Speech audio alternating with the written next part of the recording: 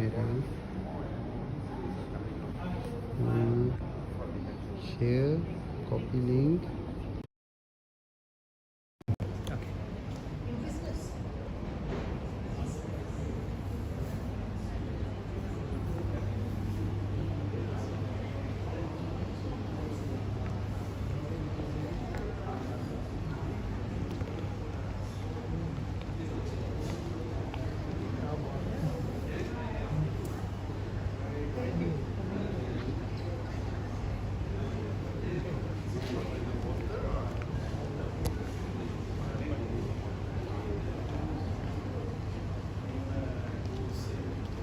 Okay.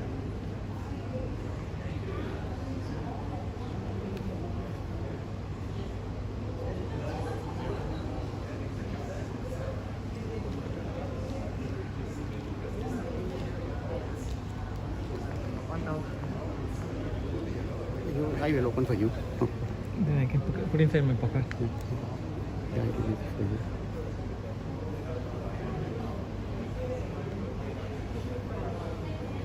Okay. Please. I can capture everyone, right? Yeah, okay. Can I?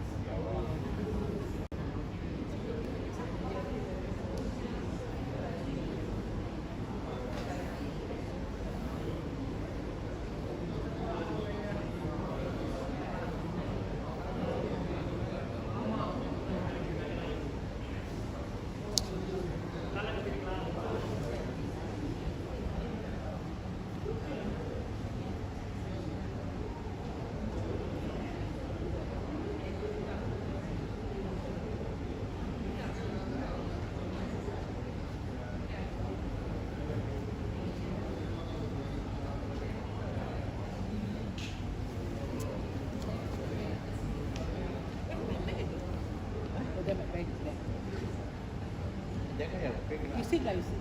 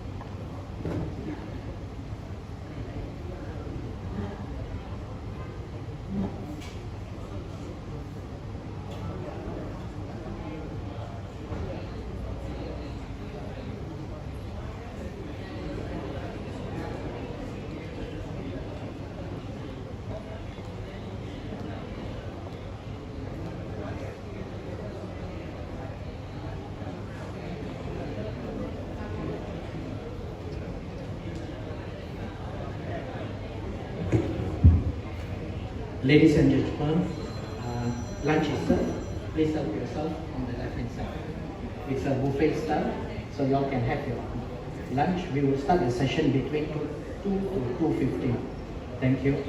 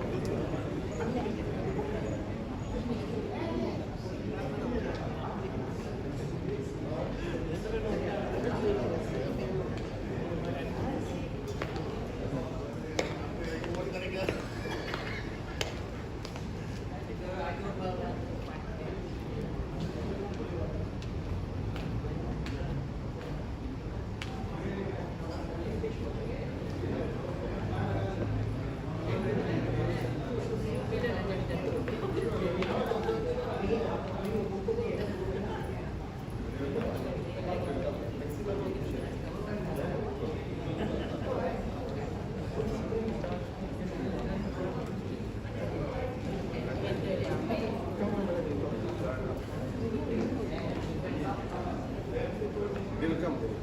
Yeah, some of them go back and then 3 o'clock. No.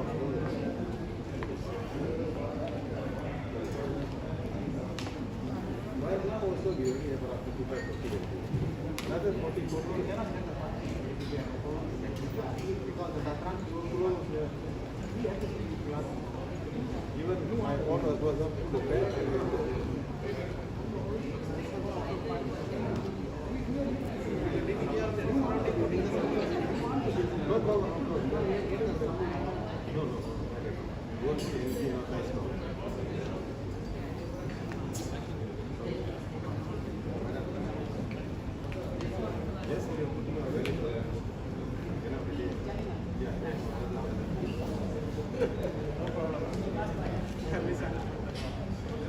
Right now, you know what is the priority? Have a good biryani. Have a good biryani. Right. Thank you, madam. I think for the food and all that was very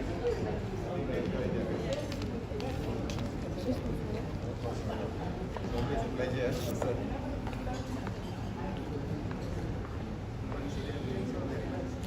And it will be a very nice event. All of us will happy. All of us will go back to me. Okay.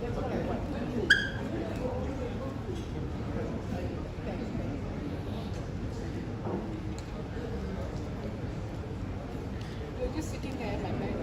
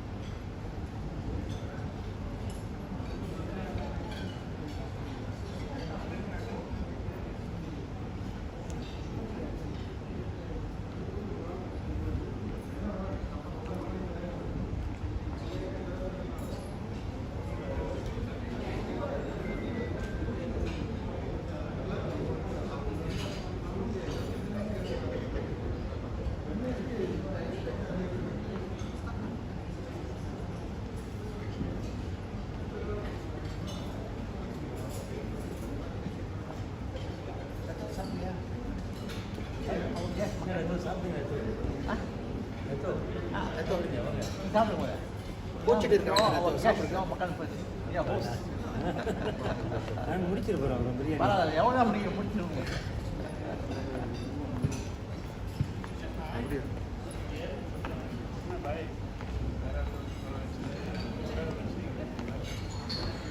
ஐயா okay ஐயா No, because cannot get the parking. I told them, no, no, make it. You want to do the business here? But that the discount. Yeah. Yeah. Tell him no. No, tell him. Yeah. Yeah. Because wastage, you cut 6%. Allah.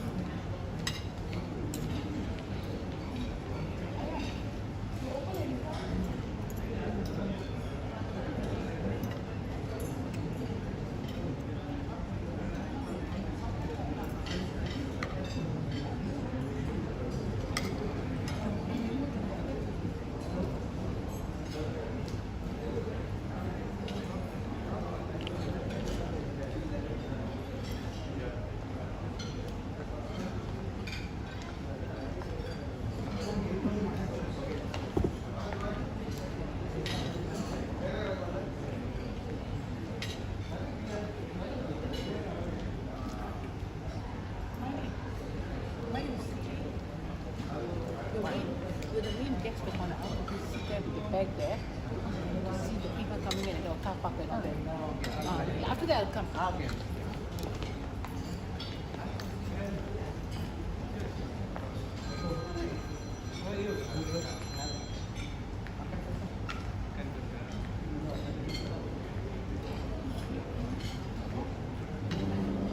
மொதல் பந்தியில் இறங்கிட்ட மாதிரி இருக்கு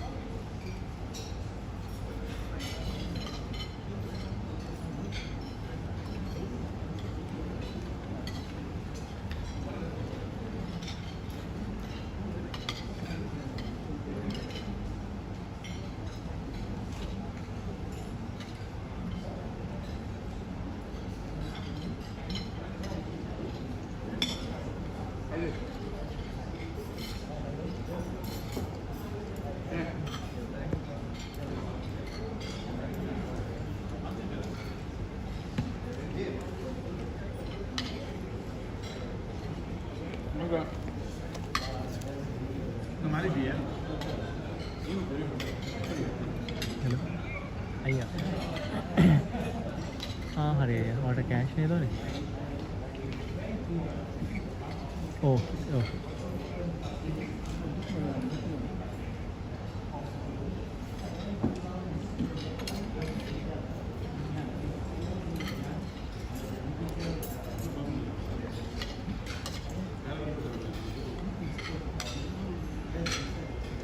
Go on.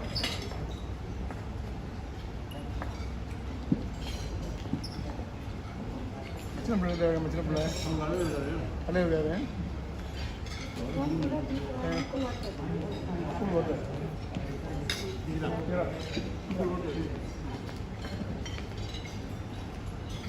பேசுகிறேன் வழங்குது இப்போ நல்லா பேசுகிறதெல்லாம் வழங்குது ஏன் பேசுகிறாரு நடிக்கிறேன் வெளியே நடிக்கிறதெல்லாம்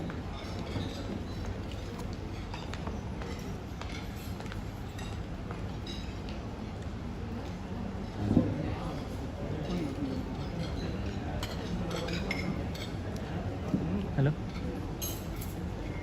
हाँ सर वो वेलकम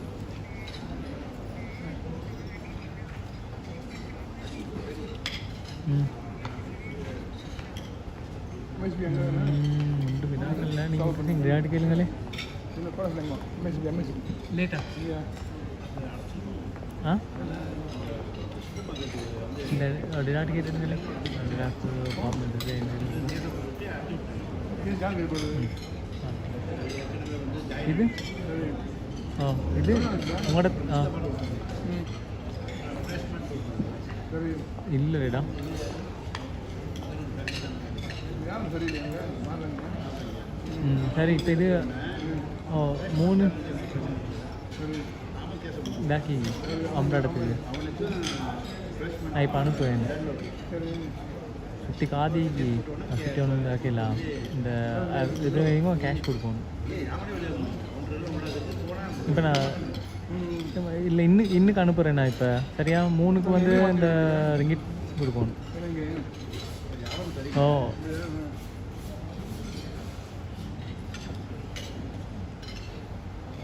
சரி நான் நைட் ரூமில் கொடுத்தா சரியான்னு நினைக்கிறேன் இது போதுமா தவிர ஓகே நீங்கள் ஏஜென்ட் போதுமா தவிர நீங்கள் ஏஜென்ட் எப்படி தான் ஆகும் அதில் வீடு பண்ணி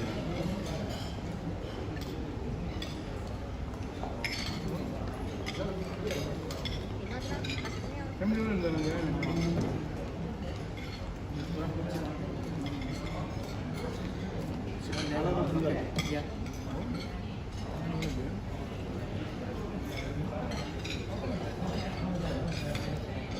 எல்லாம் விளாண்டைக்கு அப்படி இதாகாமல் புக் பண்ணி விட்டு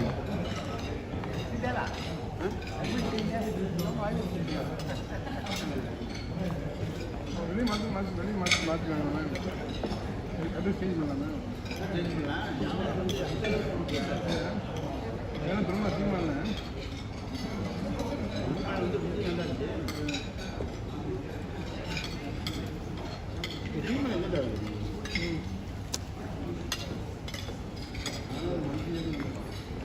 வட்டி பண்ண எல்லாம் கையில் போடாங்க எல்லாம் கையில்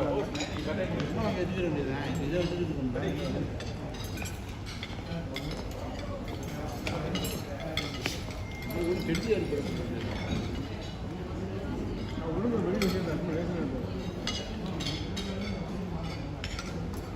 காய்கறி வந்து அனுப்புவாங்க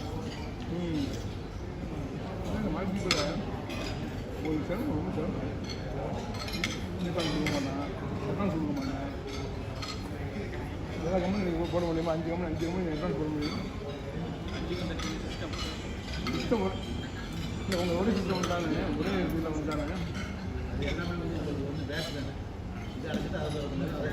கொடுக்க வேண்டியது ஆனால் நீங்கள் வந்து ஒரு கம்பெனின்னா வந்து உங்களுக்கு ஃப்ரீஃபாக நாங்கள் இருக்கும் எப்படி கணக்கு பண்ணுங்க இப்போ வந்து உங்களுக்கு ஒரு பேசிக்கு வச்சுட்டு 77 அட்வான்ஸ் தரேன் 77 அட்வான்ஸ் தரேன் போட போட கம்பெனி போட்டு இப்போ நீங்கள் ஃப்ரீ போட்டுலாங்க நீங்கள் போட்டு வைக்க முடியாது போனால் 5 கம்பெனி போட்டுங்க அதான் அட்வான்ஸ் தரேன்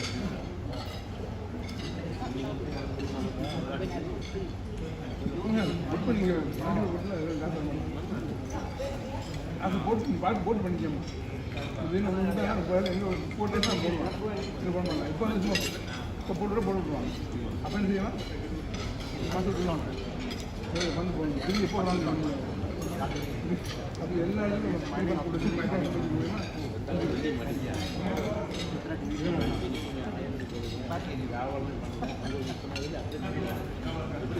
ரெண்டாவது நீங்கள் பெரிய தான் போட்டுக்கிட்டு அவங்க கையை மாற்ற மாட்டாங்க நீங்கள் போட்டு பண்ண முடியாது யூஸ் பண்ணிட்டாங்க அப்போ வேலை எழுத மாட்டான் அங்கே கொடுத்துருவான் அவங்க பண்ணி மாற்றிக்கிட்டு எப்படி யூஸ் பண்ணுறாங்க அது யூஸ் பண்ணுறதுக்காக மாறி மாறி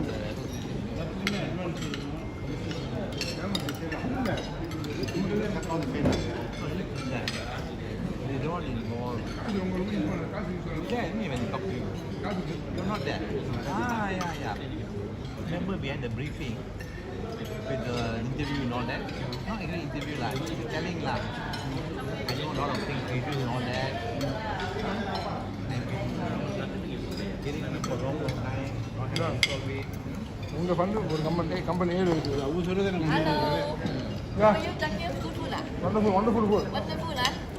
நம்மளோட ஃபண்டு கூட தேவைப்படும் அது உள்ளே போட்டு வைக்கணும் அதே வியாபாரத்தை பொறுத்து தான் அந்த ஃபண்டு நாங்கன்னா 10,000 போடுவோம் முடிஞ்சால் தான் அவங்களுக்கு போட்டு வைக்கோம் நீங்கள் 10,000 10,000 ஒரு கம்பெனி போட்டுருங்க 5 வந்து 5 போட வைக்கணுமே 50,000 போடணும் 50,000 போடுவோம் 50,000 போட்டு விட்டுருங்க 10 யாரும் 5 எடுக்க மாட்டாங்க இந்த 10 தள்ளி போட்டு வைக்க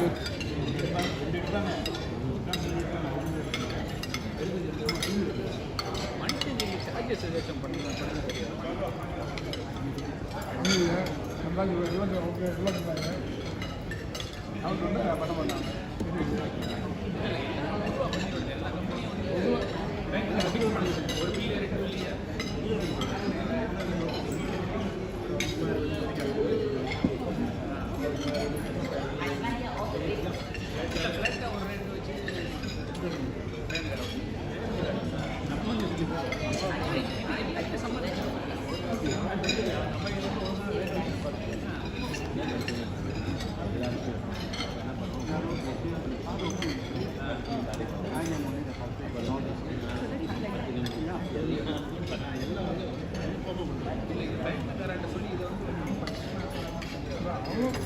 அவனை பொறுத்த வரைக்கும் இருந்தாலும் சரிதான் அவன் படிக்கணும் கஸ்டமருக்கு நீங்கள் கஸ்டமர் தான் நீங்கள் செத்தியெல்லாம் கஸ்டமர் மெடிக்கல் கஸ்டமர் பொருள் பண்ண மாட்டேன் நீங்கள் எப்படி படிச்சு கொடுங்க அவங்க கஸ்டமர் பொருளை ஒத்துக்க மாட்டாங்க நம்ம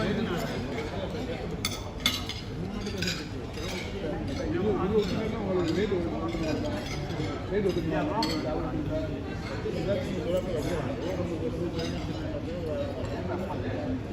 ரேட்டு ஒன்றும் பண்ண முடியல அது பல வருஷம் இது இதாச்சும் அப்படி ஒரு ஃப்ளைட் எல்லாரும் மீட் பண்ண எல்லாரும் சம்பாதிச்சிடும் நாளைக்கு 50 வருஷம் போட்டாங்க சொல்லுங்க வாங்கம்மா சொல்லுங்க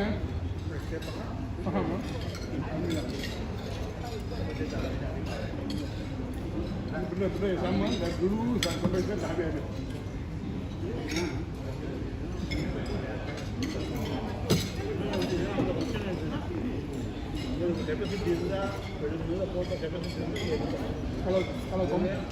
Kalau komunikasinya satu kali saja. Komunikasi ini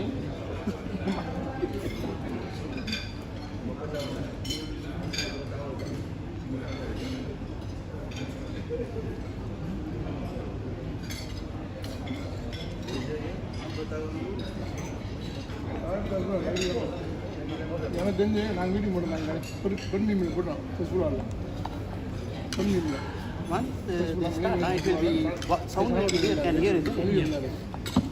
என்ன பேசுனாங்க இது போல ஜல்லி வந்துருக்கலையா அவரே அனுப்பியாச்சா ஒன்று அப்போவே போட்டாங்களே வீட்டுக்கு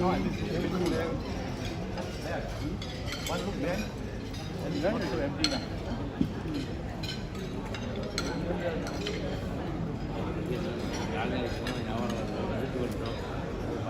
என்ன ஒத்துக்குவாங்க ஓகேங்க ஓகேங்களா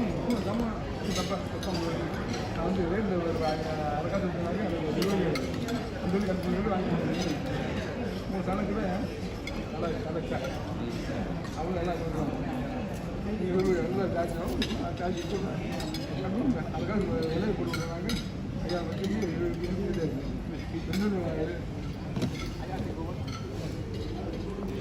அதே வந்து ஆன்லைன் போட்டு விடுவாங்க அதுக்காக சொல்லலாம் பிரச்சனை இல்லை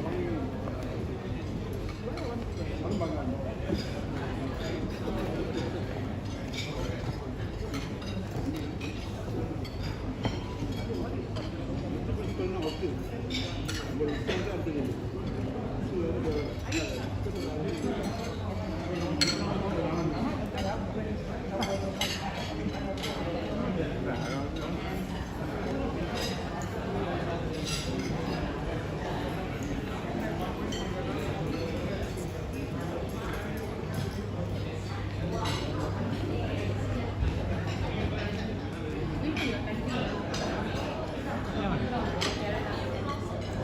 No, cannot.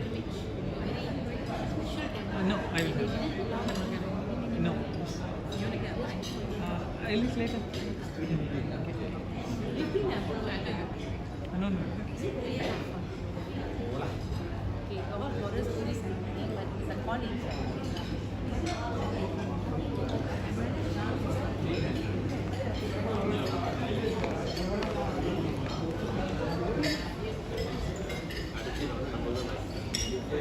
Please, water. One more time. Sirap. Sirap.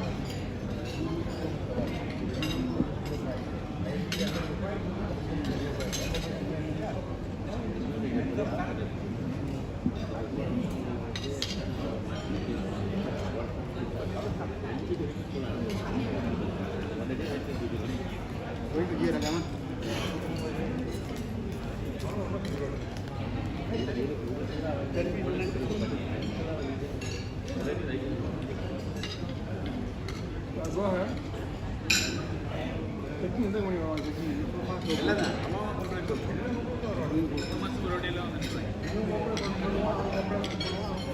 எல்லாமே நீ சொல்லி அப்படி அவன் இன்னும் கேட்டால் கம்ப்ளைண்ட் சொல்லியிருக்கோமோ அப்பப்போ நீ தங்கும் ஏன் உங்களுக்கு ஆள் அனுப்புறான் 5 பேருக்கு அவன் ஆள் அனுப்புவான் வியாபாரம் பிரிஞ்சு போயிடும் அவங்களுக்கு ஏன் உங்களுக்கு அவங்க ஒரு ஆள் அனுப்புகிறாங்க அனுப்ப மாட்டான் நீங்கள் எனக்கு மேலே இல்லை 5 மணி வர மாட்டான் ஒருத்தர் வர மாட்டான் கம்ப்ளைண்ட் இன்னைக்கே பேங்க்ல சொல்லிட்டானே அந்த யார் பிரின்சிபலோ உங்களோட பொறுப்பு தான் அந்த கம்ப்ளைண்ட் இப்போ இன்னைக்கு சொன்னாங்க எம்பிஏன்னு சொன்னாங்க நம்மளுக்கு பேங்க்ல அவன் தான்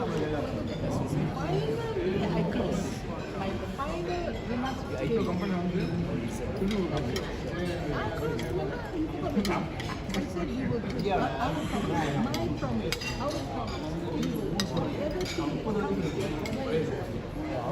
சொந்த ஃபேமிலி ஜஸ்ட் துணியாக வந்து வச்சுருக்கேன் நினைக்கிறேன் வந்து நிறைய வந்து கம்பெனி எல்லாத்தையும் அவன் தான் போகிறேன்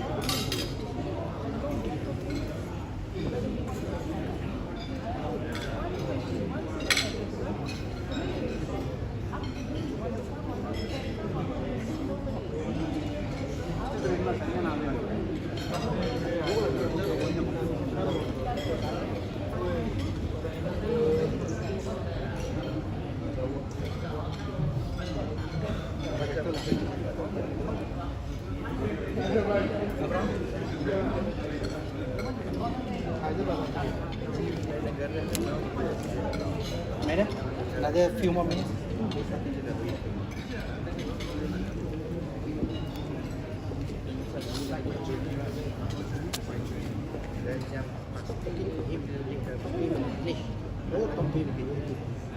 He looks exactly like his son.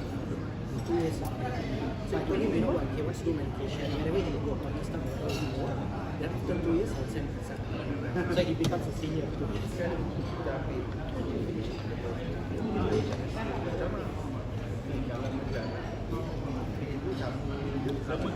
Tadi confused. Dia nak pergi betul. Lagi kita punya semua ada dalam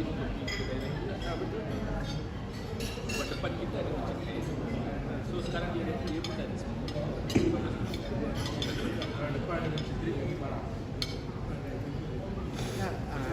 Dia brand. Dia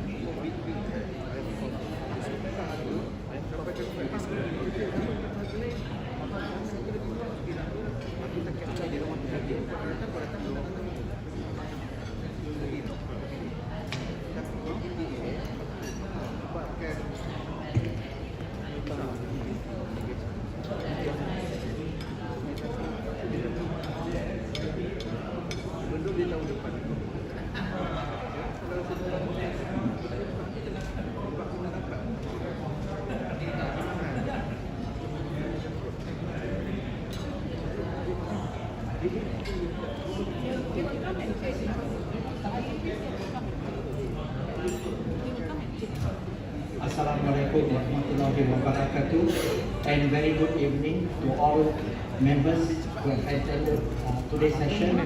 I informed that a lot of them couldn't make it here because of the constraint on the car park here.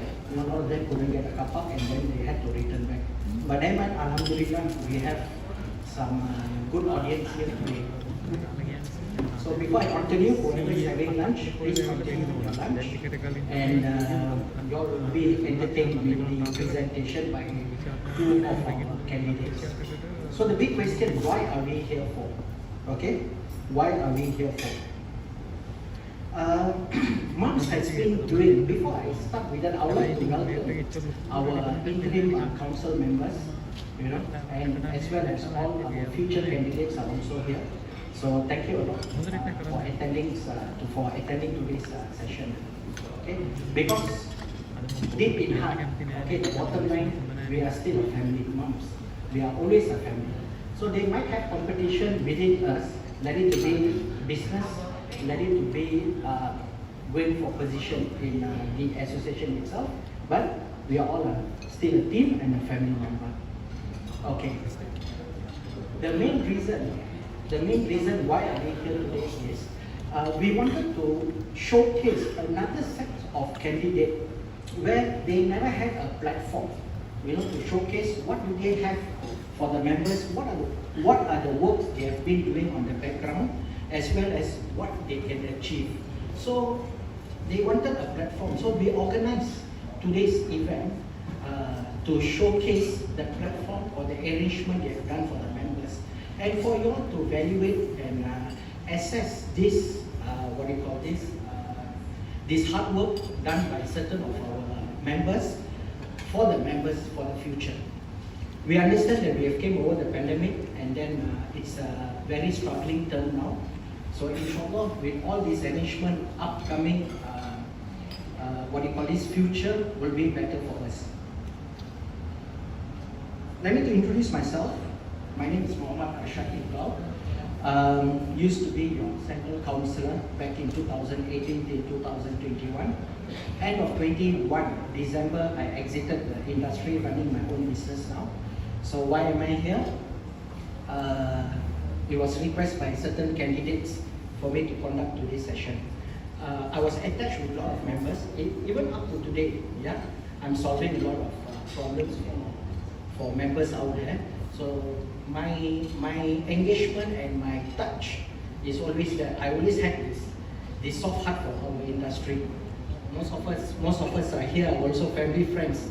They know me 2 generation, 3 generation back. So so I just want to keep on do the contribution for the industry.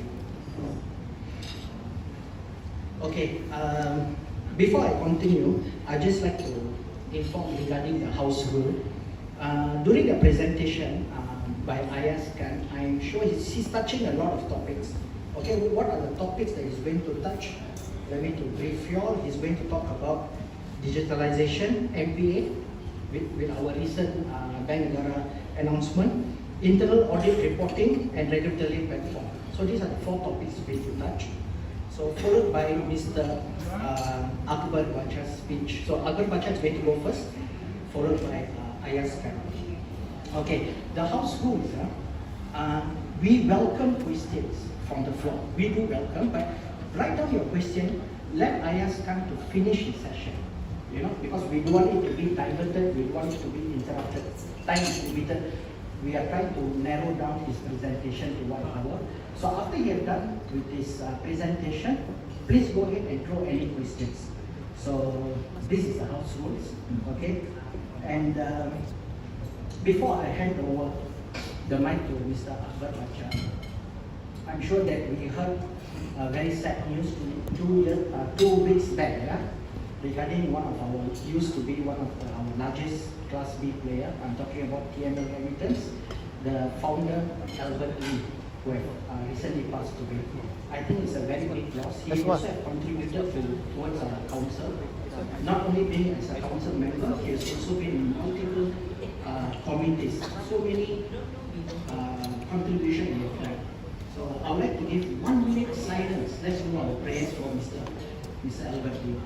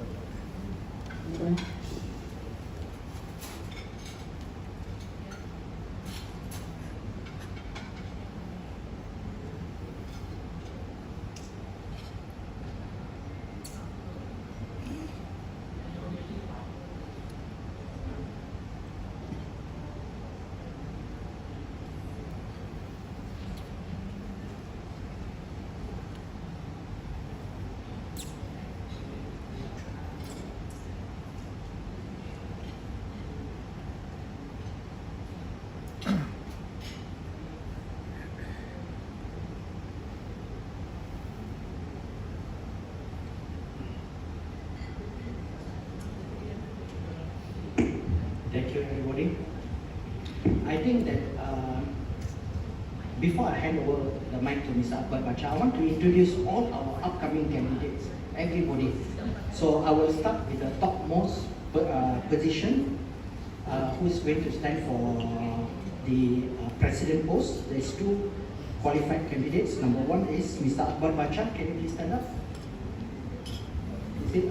That's Mr. Akbar Bacha. And our second one, our famous Datuk Sri Jajakan Kadir.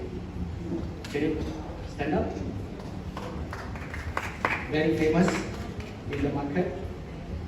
Followed by second position, that is VP, Vice President. We have 2 candidates also. The first candidate is Madam Agnes.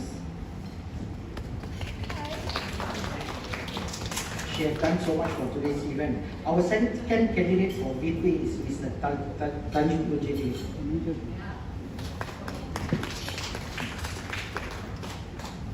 Okay, then the third post is going to be for Secretary. Secretary, our famous Muhammad Ershad. Muhammad Ershad is on the other side of me, you know, and he has contributed so much. And somebody new to the industry, but she's been here organizing event for MAMSB since back 2012. She's also been doing a lot of events for Class B and Class A, you know, to set up their branches and all that. So please, Mr. ST, she's the one.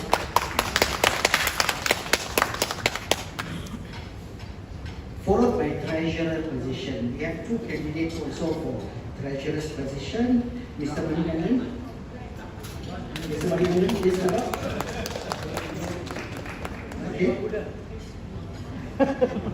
And then the second candidate who has been new to the association, but very old member, you know, is Mr. Kismat. Yes, Mr. Kismat. Right at the back, Mr. Kismat. Very shy boy, yeah?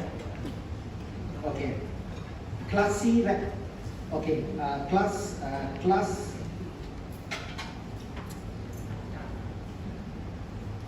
Central. okay, those won uncontested, I don't want to mention, we can skip those, you know, except for one.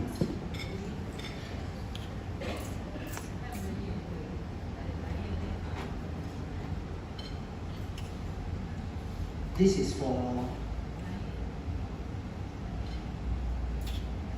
Class C. For Class C, there's 2 contestants, so I would like to welcome Madam C. Yes, Madam C. Okay. The one who's going to oppose her will be Dato' Haja Maidin from Malam. Okay.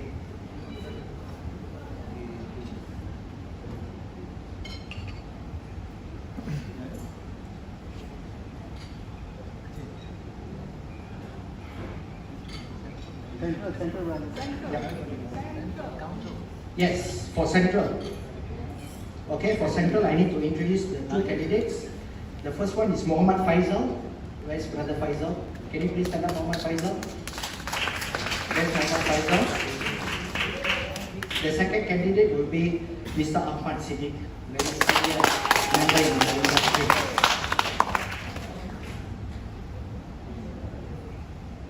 Okay, I think I can continue. With this, I would like to invite Mr. Akbar Basha to start with his speech. Mr. Akbar.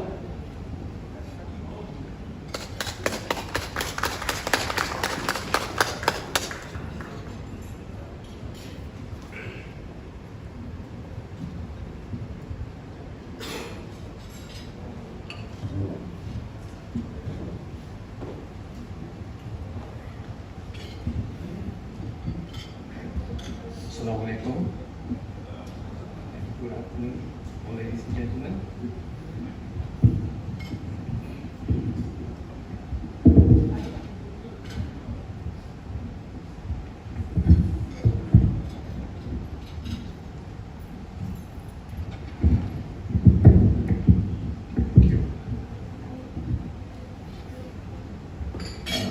Assalamualaikum and a good afternoon, ladies and gentlemen. Dear beloved members, firstly, I would like to thank you all for joining this session and providing me an opportunity to host you.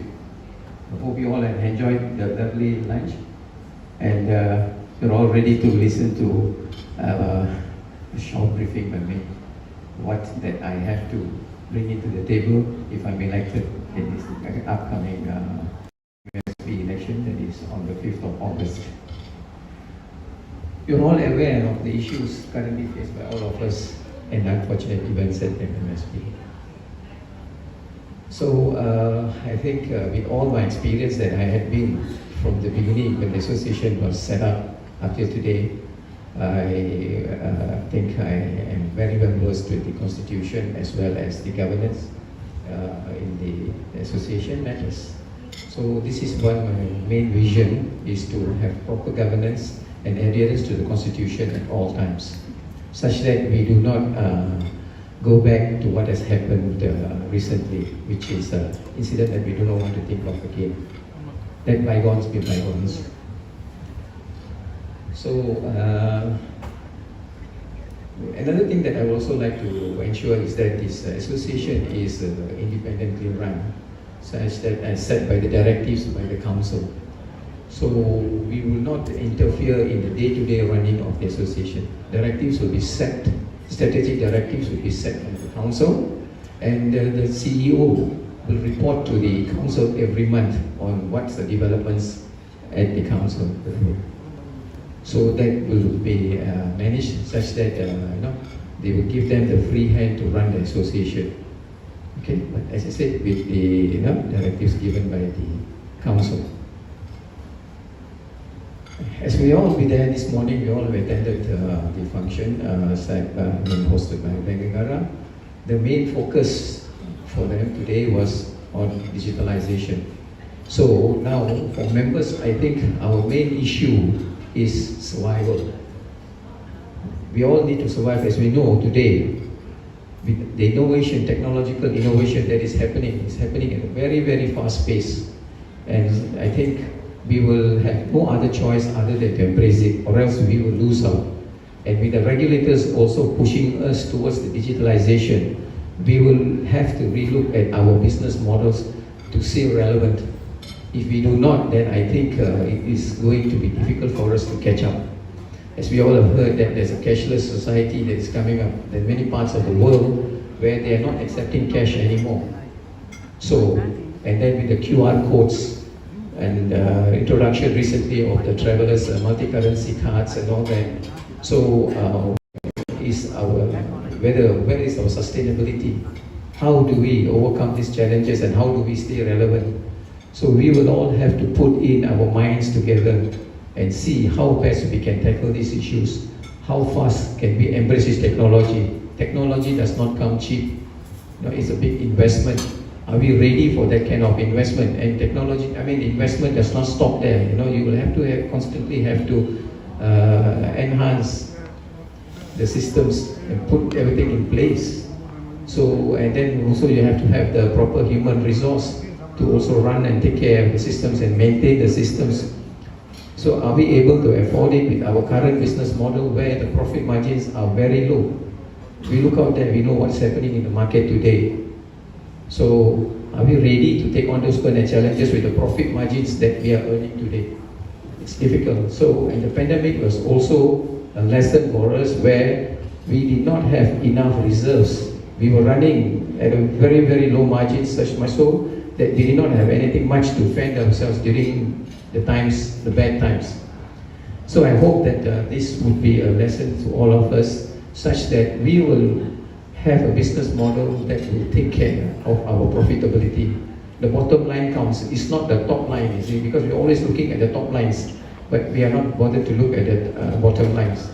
So I hopefully that this will give some insight on what we need to do and what we need to plan ourselves to meet the challenges of the future.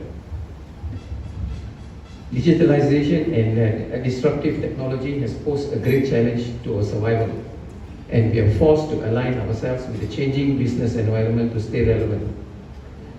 So in these trying times, we need a good leadership that holds our hands and takes us to the next level.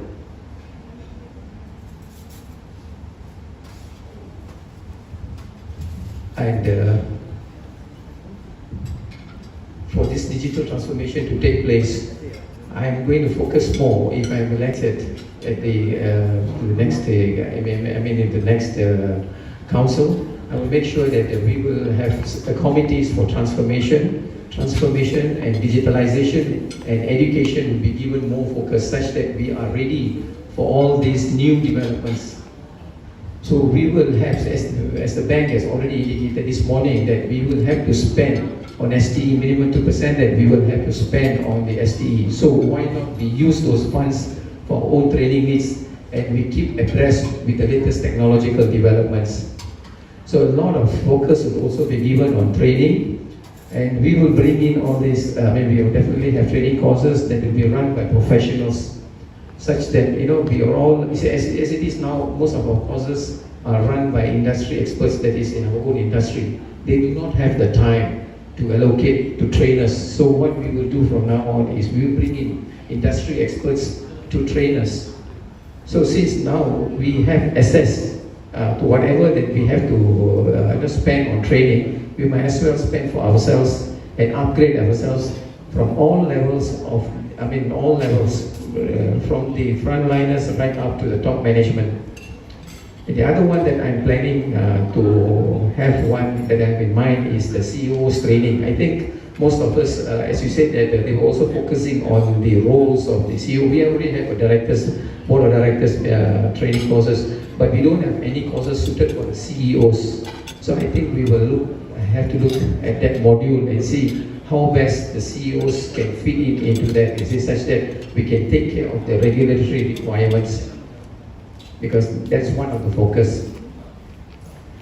So as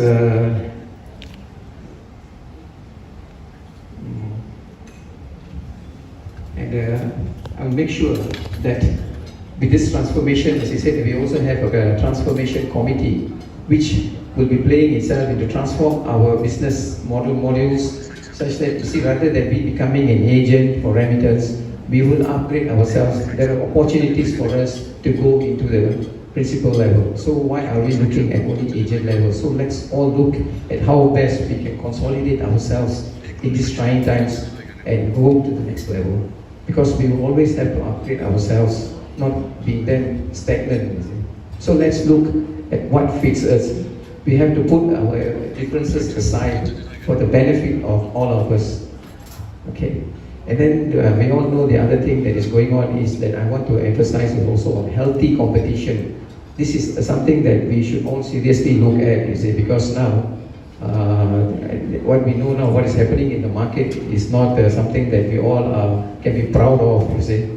So why not we all put our heads together and look how best can we all work towards together, okay, for the common aim of making a profit. I think we will have to look at that. Let's teach others who are always doing some pricing that is only beneficial to them to come to their senses, to take care. This is an association for members. We all gathered here for the benefit of members. We are here, we are together, we talk together, we spend time together, but when we go out there, we are all fighting like cats and dogs. Do we need that? What is the association for? The association is for the members, for the welfare of the members, for the benefit of the members. So let's have that in mind, and we will, implement that, fair competition and also healthy competition. I would like to ensure that myself and every member of my team will work honestly and wholeheartedly to ensure the best for the members. Lastly, I would like to request to be given a chance to serve for one term to prove that we have the ability to make changes and work as per your expectations. We will ensure by the members, for the members slogan is achieved in the true sense. Thank you very much. I will now ask to come on stage to do his presentation. Thank you.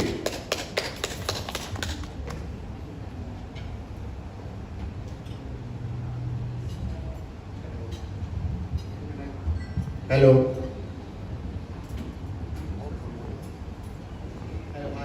Hi, good afternoon to everyone.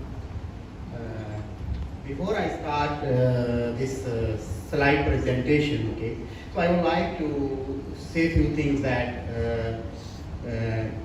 MBA has just recently has been come out of the hot oven, which is still very hot, and we are not here to say that, because just now, as during the Bank Negara presentation, that MPA is a personal business decision by individuals.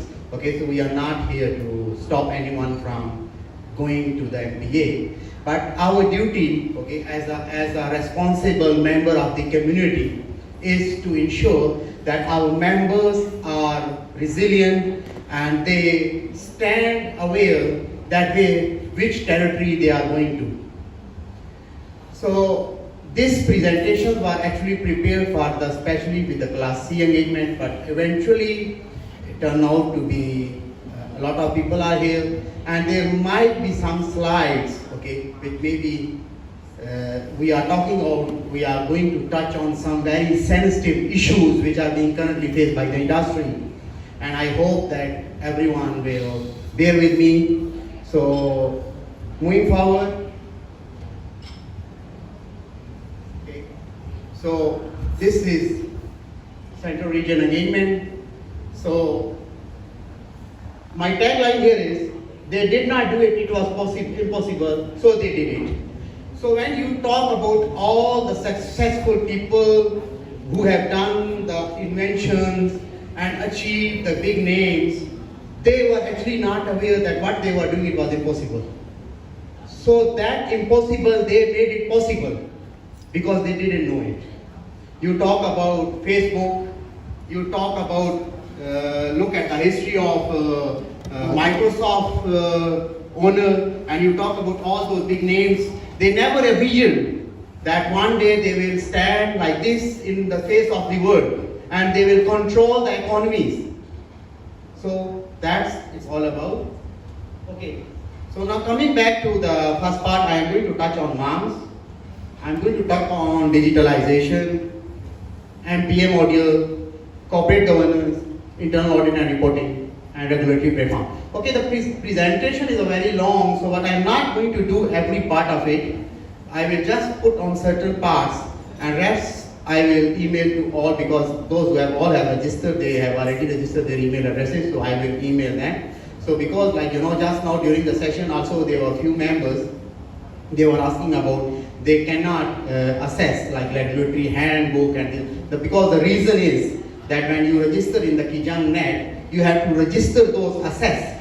You don't register for those assets, and regulator does not grant you that access. You are unable to access that part of the Kijang net. So that's the problem. A lot of us cannot access. So that's why I have put in that in detail, but I will not touch on that, but I will send it through email.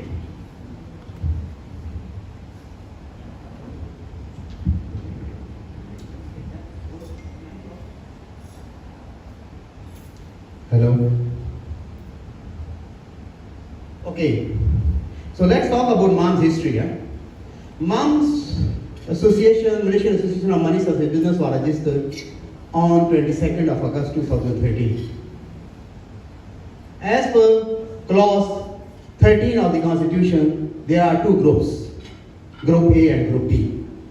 Group A calls all Class C, but Class C means we must see only, we cannot talk. We see only, C means SEE, not C, you know. So from the day that if this MAMS was formed, we are just seeing, we are watching what is happening. When we talk about Group A, B and D, they have excelled to the maximum and we wish them good luck. We wish them good luck, we wish them all the success, we wish them all the heights they can reach in their business and in their other whatever the areas they are doing, okay? So now, what the key takeaway here is that the Class C module itself, when it was formed, the Constitution, the classification of the classes module has failed as per my own, you know, this is my take, I don't know whether how you think. So, resulting in minority controlling the majority, same as South Africa during apartheid. I call it in that way, I really don't know how others think about it. Okay, we have MAMS has a strategic blueprint where these are the things I think all of us know. We have to work on the modernization, we have to strengthen, safeguard and preserve the integrity of the industry, we have to enhance the protection of the consumers, and we have to do all those things. And I say that MAMS has succeeded in some part of it, okay, and there are certain parts where it could not do it. Okay, why could not do it? It is a partial failure on all of us, on the MAMS and us as the players as well. Okay, so today the MAMS, the biggest challenges faced by MAMS is the leadership, revenue. We are a very small organization with limited members. We don't have a lot of money to spend or get from the members, and then we have to keep MAMS relevant to the members. Today, members, when we call and we talk to the members say, oh, I don't care about MAMS. I don't care about MAMS, what is happening to MAMS. So this is, I think, is not a good, this is a only place where we can sit down together, we can talk together, we can fight, we can argue, but still we are friends, still we are a family, and still we work together for the better of all of us. Now we have a strategic priorities, which we call it about digitalization. All of you have seen during the Bank Negara session, what was it all about? Everything digitalization, digitalization, digitalization. So everyone talks about digitalization. Not only finance, technology, finance, but every sector of the industry is going digital. You can go from food to anywhere, to the courier, to everything. I think all this revolution is happening in front of our eyes.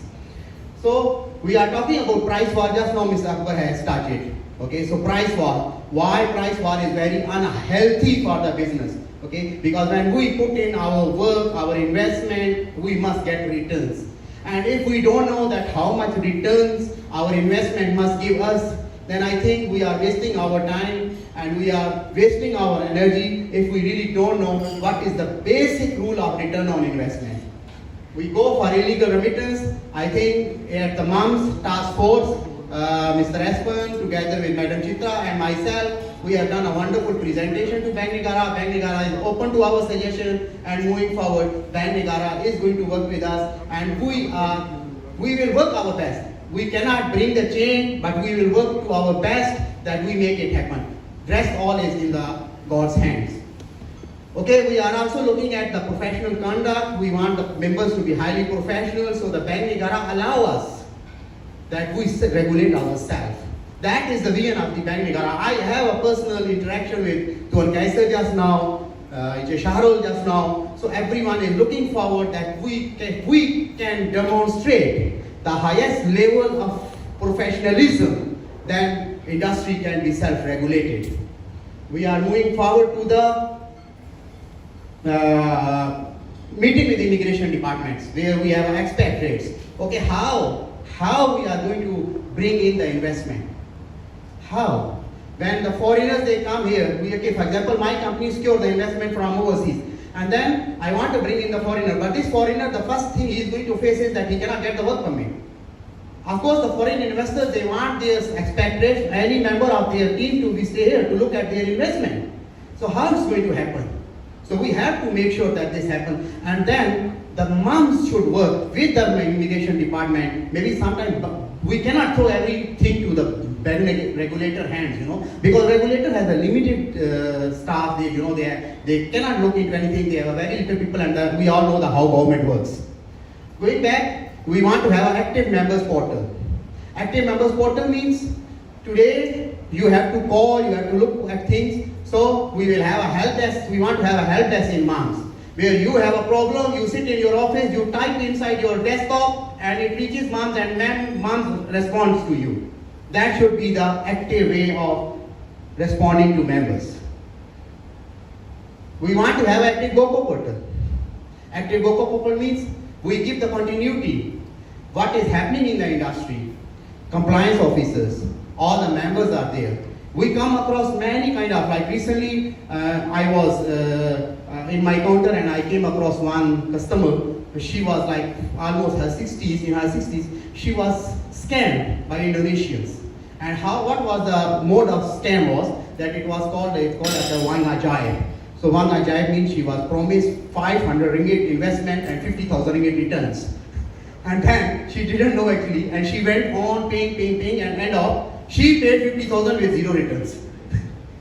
So she ended up took out all her money from her EPF, her gold, everything, and she sold it, and she lost 50,000 ringgit with 0 return. So this kind of, when things come out, when we share actively within a portal, so we can those other players of the industry, the compliance officers can see this is happening, and we can protect the consumers. That's our duty as well, under the license.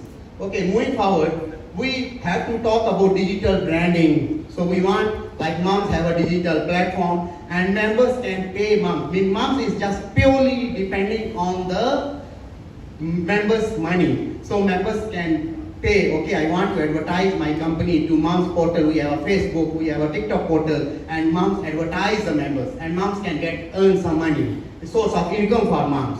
A digital library. Just now we are asking one member during the session. He asked, "Oh, how I am going to have? I don't know what are the MAM rules and regulations." And so we have a digital library which gives everything, like what is for the members here. Okay. Then we want to ensure that MAMS is self-sufficient. Not after every few years we have to come and ask you, please come and give us some money. We want to operate. We want to make sure that MAMS has enough funds to generate on its own. It can stand on its own feet, and it can do something for the members. Okay, we want to propose to the regulator, because there is very unfair practices in the market where the wholesalers are offering the retail rates at their counters. They buy and sell lower. Whatever the rates are given to us, they buy from us higher rates, and they send to us on low. They send to the customers on lower rates than our rates. So we want to put up a platform to Bank Negara that all those companies which are 250 million ringgit or 15 branches must be allowed to import and export the currencies. So what is going to happen? This is going to be in line with the Bank Negara vision. It is going to promote the consolidation. It is going to promote the mergers between the players, because they will be happy. Let us join together. Like we can come up with 15 branches and we can import our own currency. So when we want to talk about competition, we want regulator to talk about competition, then let us do a real competition. So it must be open for everyone, not to the certain members. Whoever has a capacity, who has a business, he must be able to operate independently. Of course, we will come up with a framework, we will come up with the guidelines on how we are going to import and export. But there are a lot of things that are happening. We are working with regulators, and we will continue to do that. Okay. moving further, I want to talk about here on leadership. Okay, so leadership is good governance is not about managing day-to-day business, but working prudentially to realize the real change and output to your shareholders and your stakeholders. You are not only responsible just you want to run the day-to-day business, but you are responsible.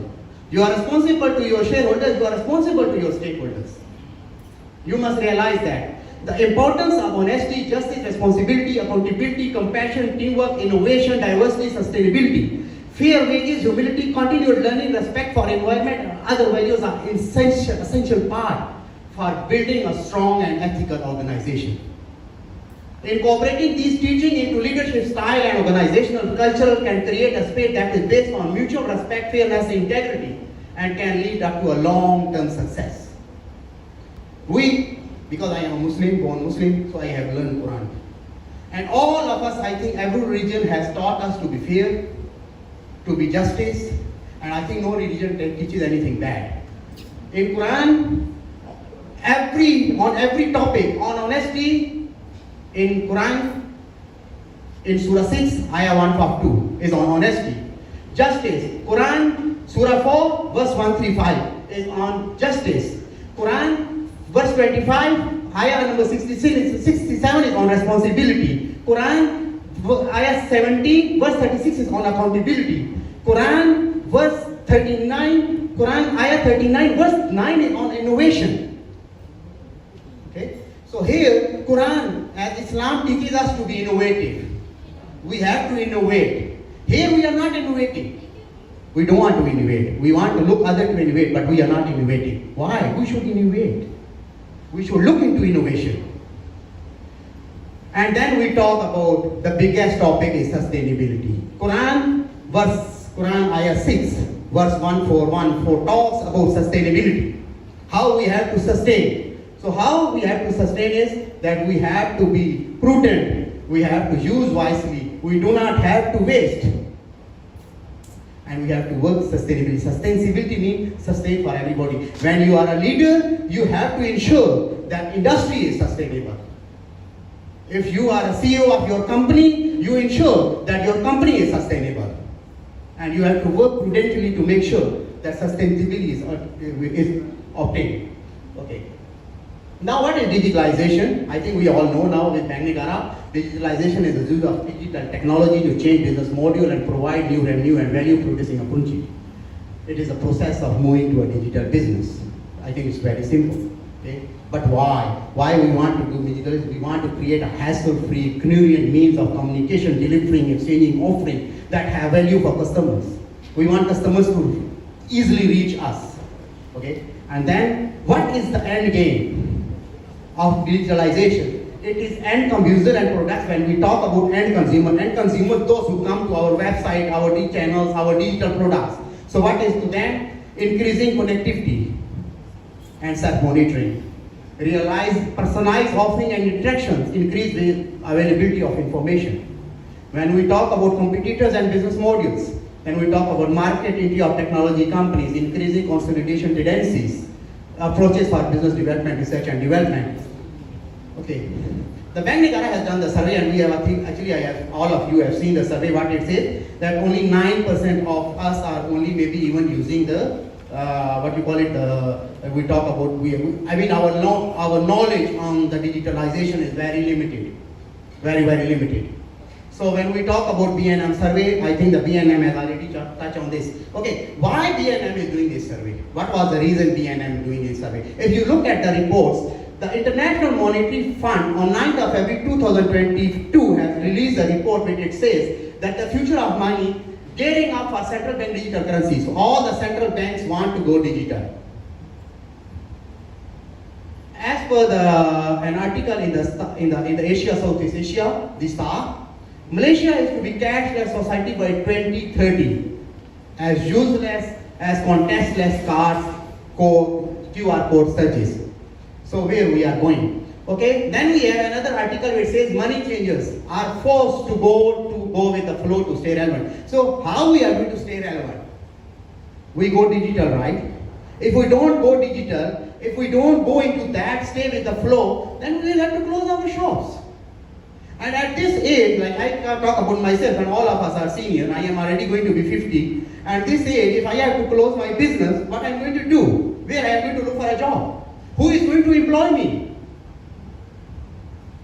So we talk about, okay, now one thing you must understand, that if you look at the global trends, okay, the consumer appetite has changed dramatically. How it happening is, like, okay, now before we used to go to the shopping malls. We walk around, we go shop to shop and do the window shopping. But today, if you look, 54% of the global population is doing window shopping on the phones. 54% of the global population, it is in billions, which does the window shopping on the handphones. They don't go to the shopping malls anymore. They sit down in their houses, they sit down in their bedrooms, and they do the window shopping. So they go to this. Imagine if Apex team, if you're this company, that company, we are all digital. So the players come on our website. If they don't buy, it doesn't matter. But they are still looking at our products. They're looking at our rates. They are looking at what services we are offering. And I think that is a wonderful idea if we can achieve it. Okay, I want to talk about the Hundi and Hawala origin. Okay, if you talk about Hundi and Hawala, the origin of Hawala could be traced back to the past 7 or 8 decades, although it is virtually impossible to trace the origin of Hundi. Hawala is more recent and could be seen an offshoot to Hundi. The Hundi, a bill of exchange, was an integral part of the indigenous banking in Indian subcontinent. It was legal then. Hundi and Hawala was legal. And if you talk about the scholars, Matthias and Marcus were among the first academics to investigate exclusively the two historical origin of the concept of etymology of Hindi. They took a different approach by examining a classical Islamic source and conclude that earliest reference to Hawala as a legal concept, Hawala as a legal concept appears in 1327, 700 years before today. 700 years before today, it appeared in a text written by a legal scholar, Abu Bakr bin Mashood al-Kasani. Okay, so what we are trying to say here is that we were the players which made it possible during that time when nobody knew that how to conduct the trade and business, and we made possible the trade and business and moving of the money across the globe. And today, why we are in this state? Why we are not putting our heads, our minds together and thinking that what we can do, and if we can collaborate, we can sit down together honestly and we can work together, we can achieve it. We can achieve wonderful. Because it is due to a teamwork, together. We should not say, I want to look at my rice ball only. Let us look together on everybody's rice ball. Okay, we look at the industry today. Today we are, if you look at the licensees proposition, there are 82 Class C players, 215, and 18 are Class A, B, and D players. Okay? So, license money changes are 88% of the total industry MSB. However, our market presence is only 40%. It is maybe less than 40% also, because if we take into the consideration all the digital products and services. So we are left only maybe 20 or 30%, you know. Okay. So we are talking about analysis. If we take out on like a risk SWOT analysis on our industry. So what we talk about our strengths are we have a 40% of the local market present. I think it's still very good, you know. It is still very good. And when we talk about weaknesses, here we come. We don't have a cooperation between us. We don't cooperate with each other. We want to compete with each other, not cooperate. There are two C's. One is cooperate and one is compete. But here, we don't want to cooperate. We want to compete with each other. Okay? We have opportunities. Opportunities is a ready digital adopted market. The market which is ready to adopt the digitalization. Okay? And what are our threats? Threats are new incomers. People are coming every day, disruptive technology. You look at the taxi business. Okay? How the taxi fellows too are suffering because the Grab came in. Grab does not owe a single taxi, but today it controls the whole Southeast Asia. Food Panda does not owe a single restaurant, but today they control the entire food industry. Do you wait, or you are going to wait that somebody comes in, takes over your entire business module and does something where you will be out. Are we going to wait for that? Or we want to do something about it? This is I put to you all. Okay. Now, what are our problems? We have access to digitalization is difficult for LMCs. Okay. The cost of digitalization is 1 million to 5 million ringgit per solution. We have a difficult to meet regulatory expectation. I think the same thing regulator just now spoke about. We are talking about poor product knowledge. We have a no unified payment system. Most LMCs only offering single products. We are only doing money changing or mostly remittance. We are unable to innovate due to lack of strong technological team. Don't have a customer behavior analysis. Data required to sell more. Lack of awareness, education, trust that about digital solution capability of LMCs. Okay. So what we are talking about here is the pieces is that opportunity according to the survey on e-wallet usage by Optus. 45% of the Malaysian consumer have used digital wallets in fourth quarter of 2022. 45%, you know. Malaysian, I am talking now about Malaysia. The fourth quarter, the 45% of the Malaysians are already using e-wallets. Okay. The share, this share of people have used e-wallet in Malaysia was at highest. Okay. In quarter one, it was 68%. We have a strong team. When we talk about strong team, why? Because we are all very experienced in our business. We are doing it for generations. We have a deep local market knowledge. We know how to interact with customers. We know how to catch them. We know how to offer them. We know how to bring them to us. So this is our strength, which we can use. And then we are operating in the market for generations. Okay? So if you look at our market, we have around 447 locations. We have a 60 million average users, and we have 100 million turnover per day. This is our industry today. Okay. So here I am going to talk about what I have done during last 5 years. Of course, I am doing, as everybody knows that I am doing my own system. Okay. Of course, I started 2018. I have registered a company in Malaysia, and then I opened a branch in Nepal. I identified the business module. I started development of remittance exchange system, eKYC booking and payment system for LMCs. And then I stuck because the Corona stuck and I stuck, no money. So started looking for money, and then went to the MDEC. And MDEC took part in the matching grant. They got multiple grant sessions. They have a pitching section. They have an investor. So everywhere I went, only one question. What is MAMS? What is MSB? Nobody knows. Nobody knows about MSB. Nobody knows how much they are going to earn if they invest in our business. Nobody knows what is the future. Oh, your license is only valid for 3 years now. What will happen if I put my money inside your business? After 3 years. But here when we talk to the regulator say, oh, I don't want to give you, I'm not looking into this area. Today also the same thing happened, right? Why? Because we have a failure of leadership at MAMS. I will call it a failure of leadership because we were not able to tell Bank Negara that how we are going to go about it. What are the pro and con? We have failed to submit the proper framework to regulator to look into and give a perpetual license. We have failed. Okay.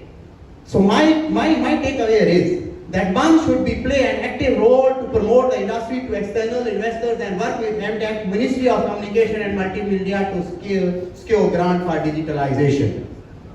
Okay, now we talk about good news. So let us see, because we have to see only, as I mentioned thus. Class C must see only, cannot talk. So let us talk about good news. So is it really a good news? We have to look into this. As just now earlier I mentioned, it is everybody's individual decisions. We are not going to stop anybody from becoming one principal, 20 principal or 30 principal. That is your choice. You want to do it, you do it. But my duty is, brother, can you push that slide here? Just I want to show something here.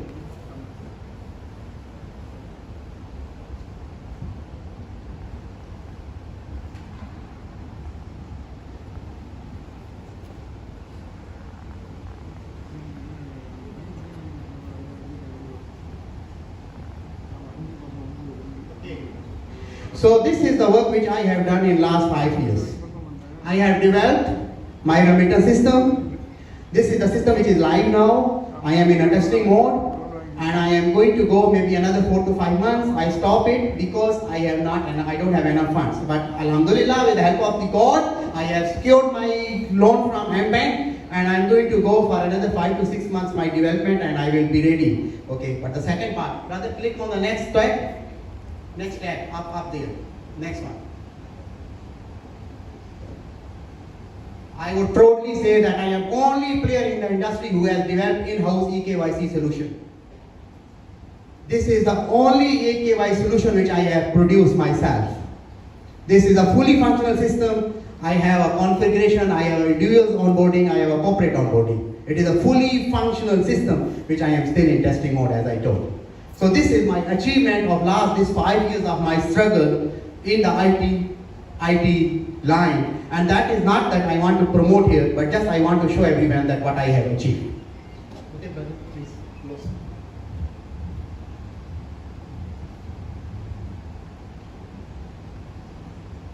Okay, so now when we talk about this MPA, we must know that today it is all the game of a data. Why Facebook is free?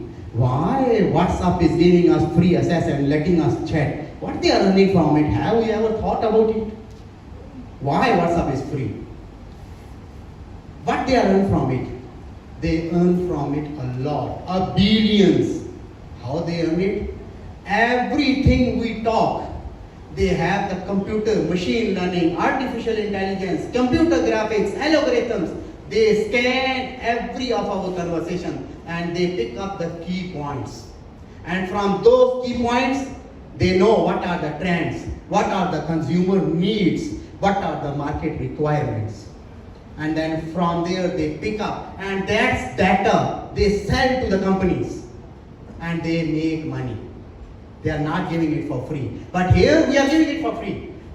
We have one principle, we want to have another principle. No problem, you take my data. I have no issue with it. As far as I can make little money, no problem, I am okay with it. I want just little money. It doesn't matter after 5 years I close. 2013, the remittance license came. I was the first person who joined the remittance business. My 1 year turnover, my 1 year profit was 1 million ringgit plus. And today I am only 300,000. What happened to my customers? Where they are gone? Disappeared? They are still around, but they are going to the digital channels. And how a digital channel happen? Every day, every few days, I receive a message. My principal send a message to my customer that come to my digital channel, please. I don't believe that, because as per Bank Negara regulation and rules, we agreed for it. Customer, what we onboard belongs to them. It is not our customer. So we agreed for it. So we have to face it. We have to face it because we agreed with it. These were the terms and conditions which were put forward by Bank Negara, and all of happily agreed to it. So today we cannot cry about it.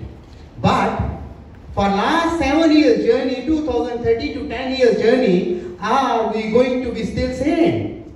That is the question here. Are we going to be still same and do the same thing what we did 10 years before? So whatever is left over, put in the plate and give to someone else. Please take it. Are we going to do that? Now, that one is a question which all of you have to think. Okay? So when we talk about market here, UT data, it's a big. I have put the label there up. I will send the email. Please go through this article. What it talks about data, what's data all about, how valuable data is. Nobody, people hack data and sell on the internet for millions. Hack the data, you know. They hack the data and they sell it for millions. And here we are giving it for free. Big data and its business impacts, benefits, challenges and use cases. Please read this article, go back and open it up and read it, and you will find out what is happening. The big data in different businesses. So I have given some for business, retail and e-commerce, marketing and advertising, finance and banking, logistics and transportation, natural resources. These are the big data where they are being played. And you look at it, how the data is being used. Okay, so you look at it. Data-driven business in the globe, today 37.8% of the business are data-driven globally. 37.8% of the business are data-driven. 64.8% of the business invest more than $50 million a year because they want to fetch data. They spend money, to get data. $50 million, we are nothing. Okay? And then 5.1% of the business, they compete with each other. 45% they fight with each other. I want to get data, I want to get data, I want to get data. So they compete with each other for data. Because data is a very important source. Today, whoever is successful because of data. Without data, you are nobody, you are nothing. And here, we are losing our data year by year, day by day. 26.8% business for data culture.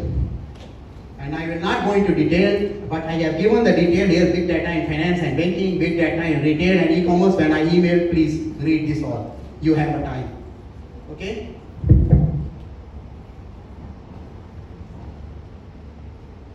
Okay. Now here we are talking about MPA in particular.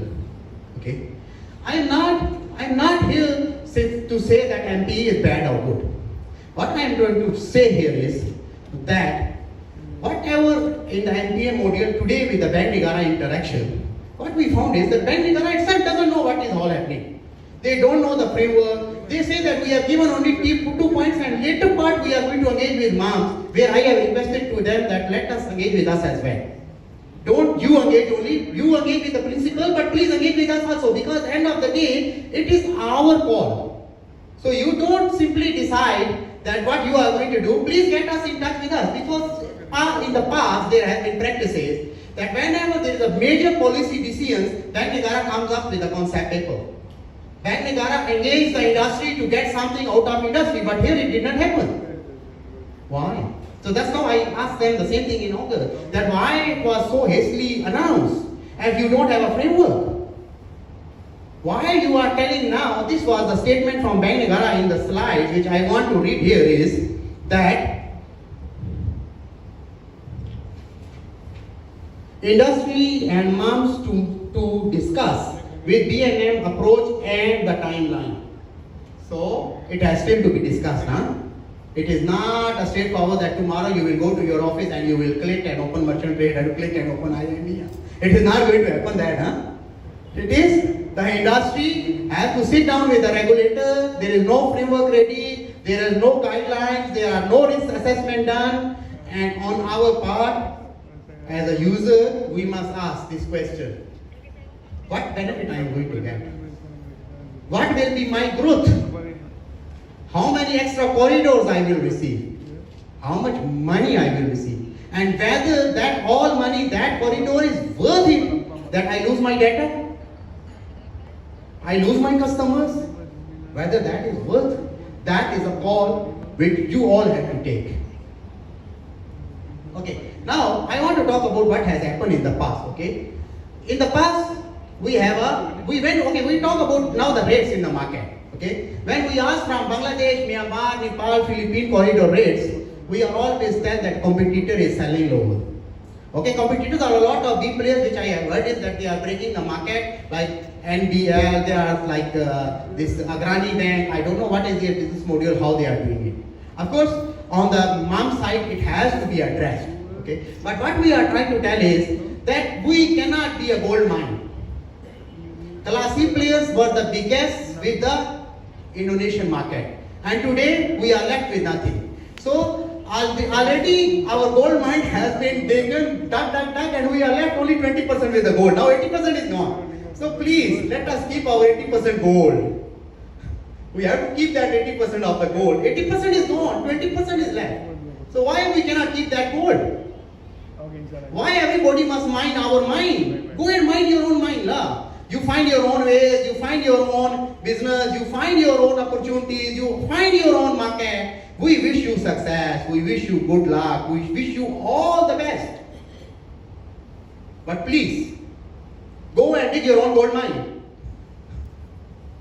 Right or not? Okay, now we talk about remittance rates. This is the 5th of June story. Okay, 5th of June story, okay? So before good news, you know, this is the before good news came, huh? This is the 5th of June story, okay? You can look at it. Bangladesh pickup rate in Kajang, my principal is selling 22.62, giving me 23.56. Look at this. And another player is giving 23.62. Everything in red. I am lower than their counter selling rate. You tell me how MPA is going to help me? If I put 20 principles, it's going to help me. Because when I talk to them, they say no, 23.56 is our cost. But I really don't know which is cost, 23.56 or 23.62, which is cost now? I don't know. They told me my cost is 23.62, they are selling customer to 23.62, give me 23.56 and told me it is our cost. So you are telling me that you bring in MPA, you bring in 20 principles or 30 principles, it is going to help you? No, it is going to create another competition. Why we want a competition? We are talking here about sustainability, we are talking here about survival. Why we are talking about creating a price war? For what? What we are going to get out of it? Don't we think that our business, we need to survive, we need to make money, we need to earn money, or we are just working there day and night for nothing? We don't need to take care of our future. We are not going to retire. Going to work, sit there in the counter until our last day. Then somebody carry us from there, send straight to the graveyard. Huh? Is that what we are looking forward? Okay? Okay, now, this is remittance, huh? Okay? So then when I brought that day the issue to our brother Sani, so brother Sani told me that they are covering their agent profit to cover their margin. I mean, that's what was the response from brother Sani. Okay? So now what happened is, now let us talk about exchange rates. Let us talk about exchange rates. Okay, so what happened is, exchange rates, other day, in this MAMSB group, there was one member, he has put in, I have a question, he has asked this question, you know. He has asked a question that how can a wholesaler put the price that he is buying from us and retail at their retail outlet, and they sell the price they are giving us in their retail outlet.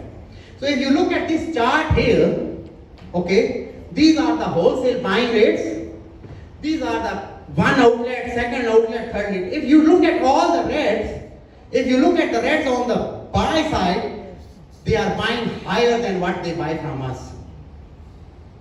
And if you look at the red on the sell side, they are selling lower than what they give to us.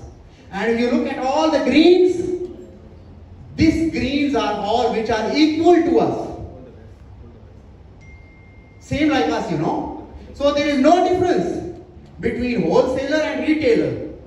Okay? And it is very sad that when you talk about business practices, when you talk about, okay, I will give a story that my money in shop, I use one special lock which is made by Abloy. Abloy is the manufacturer of the lock which is sitting in US. And I get that lock, one lock, the price is 3,500 ringgit.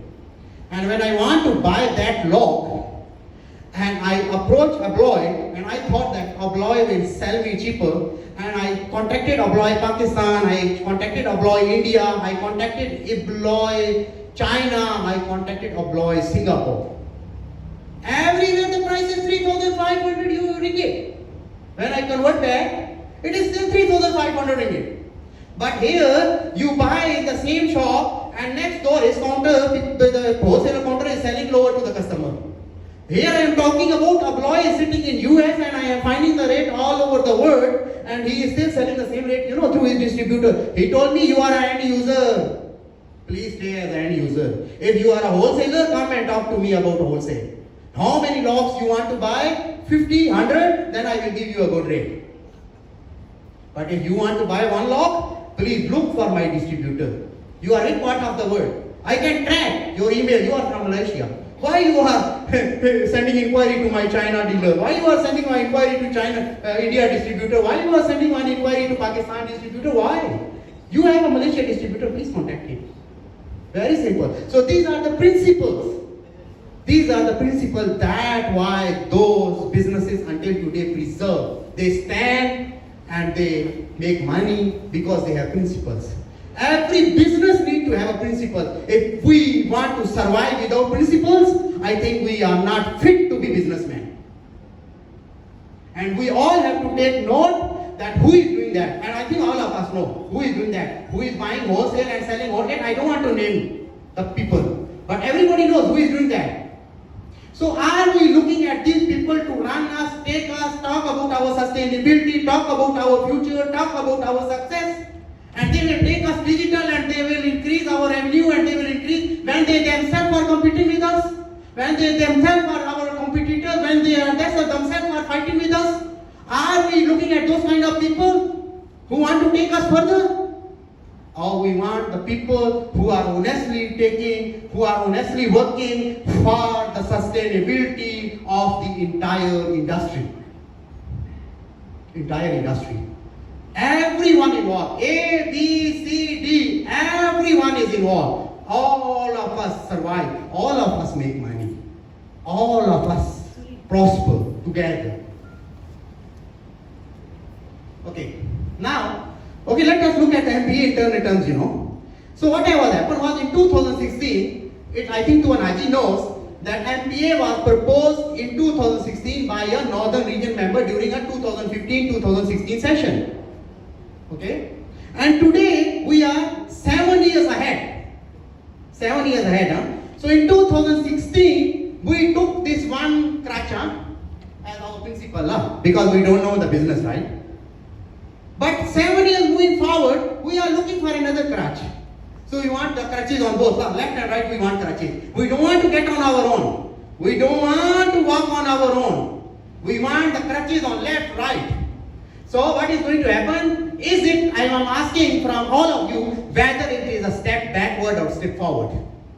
Are you looking at the back to 2015, 2016, or you want to look to the future where everybody is talking about digitalization, we're talking about sustainability, everybody talking about inventions? Are you looking at that, or you want to look back? If you look back, then look at the 2025. You are going to be with a broken leg, broken arm, injuries all over body, and that's going to be your situation in 2025. Believe me. Please save this slide and I will see you in 2025. Okay. So now, let us talk about what we proposed at that time. When 2020, we talk about members empowerment, we talk about for members, by members, we talk big slogans, we want industry to grow here, we want industry to grow there, we want to do this, we want to do that. We made big profit. And Tuanaji, you are the witness that the same slide I presented in Penang, we wanted to develop a domestic remittance hub, which is owned by the members, run by the members, operated by the members. You were the witness there. I presented this slide, but after that it disappeared. I don't know where it went. Because I was not allowed to be in IT committee, I was not allowed to be in MBA committee. I really don't know for what God-known reasons. Okay? But what was MBA about at that time? Module. We wanted to develop a domestic remittance hub. So what we was thinking that we are 215 players. Okay? So that time and until today, MTech is giving 5,000 ringgit. 5,000 ringgit digitalization grant. So what we thought is that 200 players if join together and we go as a group to the MAMS and we go to the MTech and we can steal 1 million ringgit. A grant. No, we don't have to pay back, 1 million ringgit. Yeah? Yeah, one way. You don't have to pay back that 1 million ringgit. Okay? That 1 million ringgit, or maybe we go and beg them, please, we are beggars. Please, give us another 1 million. And getting that 2 million, we can develop our own system. We can deploy our own system. We can stand on own. We have a choice. We want to connect with merchant trade, we want to connect with IME, we want to connect with any international settlement partner. It is our call. So nobody can point. Then it is a real game. Who is the winner? That is the winner. That is the real business then. So that was our initial plan, which was scrapped. Okay. So now, what was the key points of the DRH was, domestic remittance hub was, that a centralized digital solution offering multiple remittance channels. Okay, our e-wallet supported by a robust e-KYC feature to offer plethora of service to end users, auxiliary business and other possible services to provide alternative outcome. So we wanted to provide a centralized system for all the players. That was our call, and which we stand by today, that we will do it. Moving forward, we will do it. Okay, so what was the business module? There were 3 business modules. Okay, so one was a consortium by LMC with each LMC contributing equal amount of funds and seeking matching grant for MDEC and appointing a board of directors to manage it. Or option 2 was DRH work as a settlement switch whereby each LMC is having independent system to store transaction data. Or third was that we get a third party vendor to develop and give us in a software as a service mode. So these were the 3 modes. Okay, so module 1, module 2 and module 3 was a different kind of one module 1 we need at least 2 million ringgit. Module 2 maybe we have, if we join with someone, 200,000 ringgit per licensee. Or module 3 that we don't pay a cost but we use in a source mode, software as a service mode. Okay, so what I am trying to say here is that MAMS IT committee has failed. It has miserably failed to do something for the industry. What is the meaning of association? Association means that different heads join together for a common goal. We join together for a common goal. Our goal is common. That is the meaning of association. But have we really achieved that goal? That one, everyone has to think. Whether we have achieved that goal until today, during last 10 years. Okay, now I am going to, this is a corporate governance. I am not going to touch many on this because this one all you can read, it is an informative part of it. Of course, there are very, very important things in it, in corporate governance. But what I am talking to is that what are the corporate governance? Every business have objectives, So what are the objectives of the business should be? We have a transparency, accountability, equitable treatment, self-evaluation and increased wealth. I am not going to talk about anything else, but I will talk on increased wealth. Okay, so this is my important part on increased wealth. So if you look at this guy inside this picture, all of us recognize him, right? This is a Bangladeshi grass cutter who goes house to house and cuts the grass. Okay, so let us read what the article says. This article published in the Berita Harian. What it says is that Samsul 50 warga Bangladesh sudah 5 tahun mantap di Malaysia tidak mempunyai paspor atau sebarang dokumen yang sah. Sehingga ke hari ini dia tidak pernah ditahan pihak berkuasa sebaliknya hidup senang di negara ini menerusi perkhidmatan memotong rumput yang dilakukannya. Ditemui ketika sedang berlega-lega di Kampung Melayu Subang, Selangor dengan menaikkan bicycle usang bersama peralatan memotong rumput. Samsul akan singgah dari rumah ke rumah yang memerlukan perkhidmatan memotong rumput. Pada satu ketika beliau mampu memutip sehingga 200 ringgit sehari. Oh, we don't make 200 ringgit sometime. The guy is making 200 ringgit a day, somewhere. But how profit we don't know sometimes because we are fighting with each other. Don't know how much profit. Morning we go to church, don't know really what we are going to come out with. Okay? 200 ringgit sehari malah mampu mencegah sehingga 6,000 ringgit sebulan. Okay? Dengan bermodal, now the point here is, how much is this model? How much investment he did? So, dengan bermodal sedikit wang simpanan mampu membeli mesin rumput bahagia 400 ringgit. His investment is 400 ringgit, and maybe 200 ringgit motorcycle, bike the bicycle Dan mencuba nasib di sekitar kawasan perumahan Kampung Melayu Subang. Okay, now you talk about return of investment. So how you calculate return of investment? We never calculate return of investment, correct or not? Do we know what is our return on investment? Okay, so today please go back and everyone take out your book of accounts and calculate your return on investment. So how you are going to calculate? You are going to take your net profits, okay, and you are to divide by your net book value. in your book of accounts. You have a net book value in the balance sheet there. You divide it and you multiply by 100 and you know what you are earning. Shamsul is earning 679% of his investment. We are earning 2% now. Shamsul is better than us. He is earning 679%. We are earning only 2%, you know. This is our business, what we are doing. Okay. So what is ROI? What is ROI? So business investor and financial advisor, wherever you go, you ask anybody, any investor, the first thing he is going to ask you is, what is my returns? How much profit end of the year you are going to pay me? I give you my 1 million ringgit. Please tell me how much profit. My 1 million must be there, you know. I don't want losses. I want 1 million ringgit and I want the return on investment. My money I want. So, what is ROI? That is the return on investment. Huh? So I put in the Tamil also because nobody understands. So what it says is, business investors, financial advisors often seek to determine the stability of investment opportunity. And they keep the stability. So what they will do is, please break your, very simple for them. You go to any investor, he will tell you, give me your audit report. He is not going to read your audit report, you know. Very simple. He is going to do your net profit divided by your net book value time 100 and he say, you are not earning, I don't want to invest with you.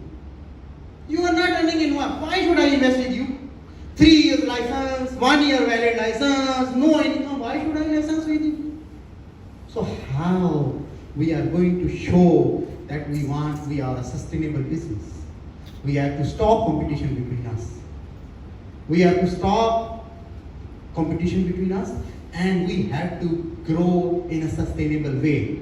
What is our, and that was the reason when that time I proposed that we must seek the exemption from ICC. And I pushed Bank Negara, I requested Bank Negara at that time that we must have a risk-informed pricing. We want to have a risk-informed pricing. That, you know, we must know, members must know that what is their investment, return on their investment. Okay, so when you talk about, so often, business often use ROI to calculate whether marketing and large equipment expenses are beneficial to the overall revenue. So when we are talking about what are the benefits, okay, so now I also want to touch here, okay, this is the, a good ROI is standard is around 10.5% to 11%. But when you look at technology, they earn 28.87%. Highest ROI is in technology sector, then you have a capital goods sector, then you have a basic material, healthcare, retail and energy sector. These are the sectors which the investor look for. Because these sectors give good ROI. Yeah? These are the sectors which give a very good ROI. So what are the benefits? What are the benefits of good ROI? So when, okay, you see, now when we want to hire the staff have a lot of demands. I want Saturday, Sunday off, I want high salary, all those demands. So how those demands we are going to meet is that we must have a sustainable profits, we must make good margins. So that is the reason we can have, it will give the sound overview. What is the benefit ROI? If you give to investors, they can just calculate and give you the sound overview of the company spending. It helps you to gain investor trust, provides opportunity to attract individuals, talented individuals to the company to able to offer better pay and increase shareholder trust. So that's, you have to think about your ROI. So moving forward, these are all corporate governance slides, which I will, as I told you, that I will send all of you through email. All this is what you call it. I have also put in the internal audit part, how you should do internal audit, how your internal audit framework should look, how your internal audit charter should look. All those things I have added in the slides. And then I have also put in the regulatory, how to assess the Kijang net, how you are going to assess when you cannot assess certain part of the system, you have to make a request to the regulator. So I have put step by step how you will go, where you will go, how you will log in, how you will add the people and how do we do that.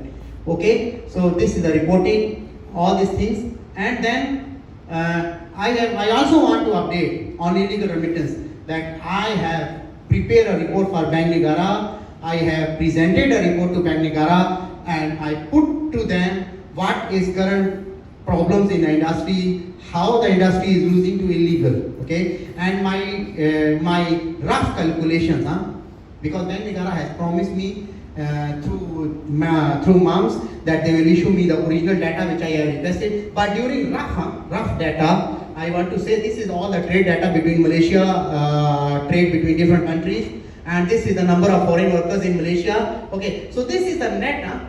This amount, if you look at, it translates into 74 million ringgit per year in net loss for the industry.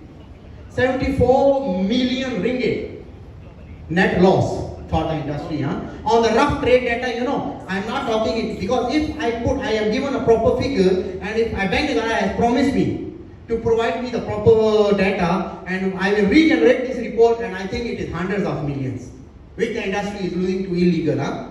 So moving forward, we have proposed to Bank Negara in the task force, okay, that MOF, BNM, customs, SSM and financial institution, industry sectors, MOF, Ministry of Home Affairs, Ministry of Human Resource and state body, we all have to work together, and Bank Negara is going to get involved with it. We have to work together to eliminate the illegal remittance, and we have put up a framework how we are going to eliminate. God willing, we will do it to our best. We will work towards it. Rest all is in Allah's hand, you know. So these are the area of focus which we will be focusing when we are talking about illegal remittance. Okay, we are talking about illegal remittance, operation with physical location, mobile operator, workplace operator, foreign note entities will link to above foreign, Malaysian entities 49% and below foreign shareholding, foreign operator, sole proprietor and spouse name, illegal goldsmith. Okay, you know that this goldsmith are doing a lot of money laundering. Do you know that or not? Yes. They are doing a lot of money laundering, goldsmith. What they are doing is, they collect the Bangladesh taka in Bangladesh, they sell the gold here, and then the people send the money through them and they settle, they give them the rupiah. So here they sell the gold. So gold means we are not only everybody is looking at like we are the culprit. Nobody is looking at them, you know. They are, every day they are laundering, but nobody is looking at them. Okay? So we are looking at it. So we have talked about how we are going to eradicate it. We are going to eradicate on education. Education means we will get involved with the unions, associations, factories, different associations to train, to talk to their workforce, to their foreign workers. Then we are talking about legislations. So we are going to come up with that every foreigner, okay, who want to stay in Malaysia, if he does not send money legally back to his country, he cannot renew work permit. Cannot renew work permit anymore.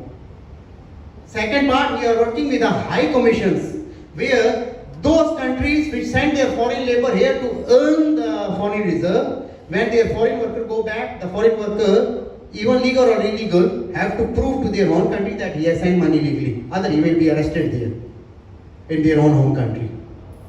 So we are working with the embassy, under the task force, under Bank Negara. And enforcement, we are asking Bank Negara to please go after them. So this is our timeline, which we presented to Bank Negara, that by 2025, we want to actively deploy this all resources to tackle the money laundering. And then, this is the last closing remarks is that you all have waited for 7 years for an MPA. Okay, all of you have waited for 7 years, which is a step backward. Okay, so please give our team 2 years and you see what is the outcome.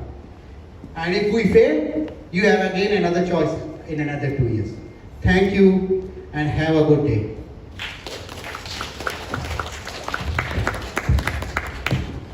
Thank you, Brother Ayaska.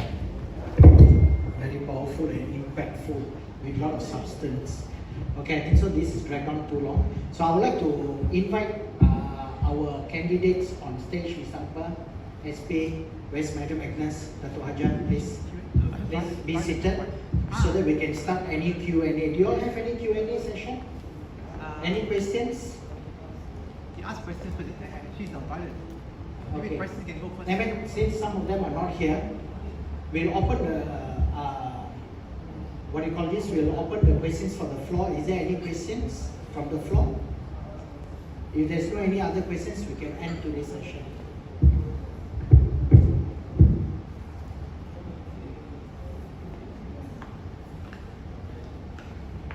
Okay, I think so because I think so due to the time, most of them have already left. So I would like to thank all of you all who have attended today's what do you call this gathering and have been patient to listen up to certain of our candidates' speech and presentation. So hopefully for the coming 5th of August, you all make a very wise decision on voting your upcoming council members. With that, thank you so much. Assalamualaikum warahmatullahi wabarakatuh. Can I ask you a question? Huh?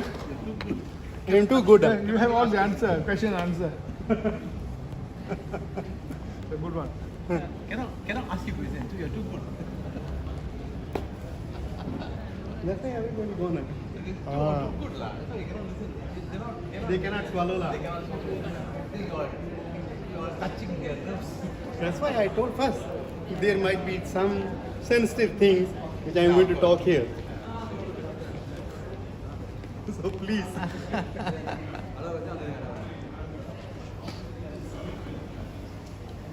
Let us have another round if we have so much of food sharing.